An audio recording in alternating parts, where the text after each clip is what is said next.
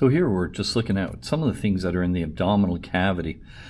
And you can see here's the bottom of the rib cage. Now up here, tucked underneath the ribs, is the liver.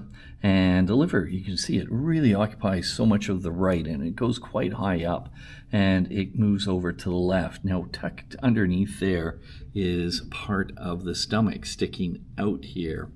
We can see here small intestines, and we can see sort of the picture frame that's made by the large intestines. This is the ascending colon, the transverse colon, and over here would be the descending colon, which would lead down to the rectum, the anus. Now if we pull some of this out, we can start to look a little deeper. Okay, now we can actually really see how much of that area the liver takes up.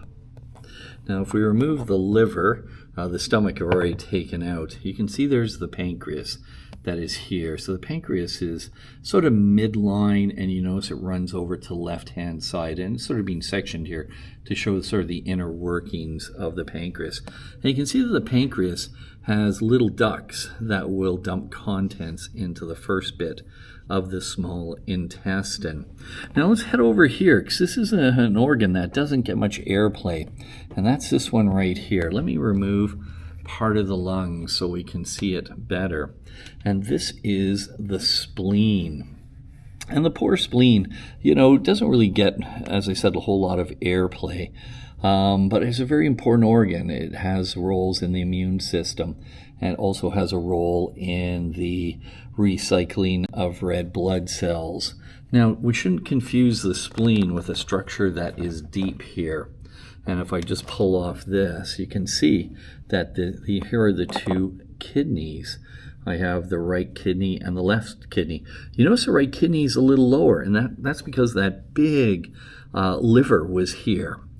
And sitting on top of the kidneys are these. These are the adrenal glands. And the adrenal glands are two glands in one.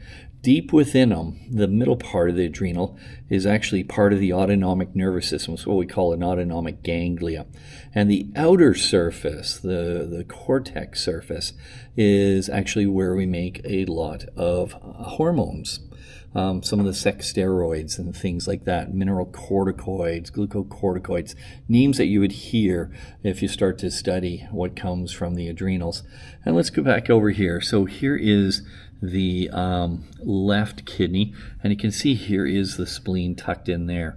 You can also see the major blood vessels at the back. This is the abdominal aorta, and you can see how big the blood vessels are that are heading off to the kidneys. At rest, the kidneys get a lot of the cardiac output. So every time your heart beats, somewhere about maybe 20% of the blood leaving your heart will go to the kidneys for the filtration in sort of restful conditions. And then you can see the abdominal aorta will break into, it'll bifurcate and break into the common iliacs, which will head down into the legs. We can see here's the vein that is returning blood back towards the heart.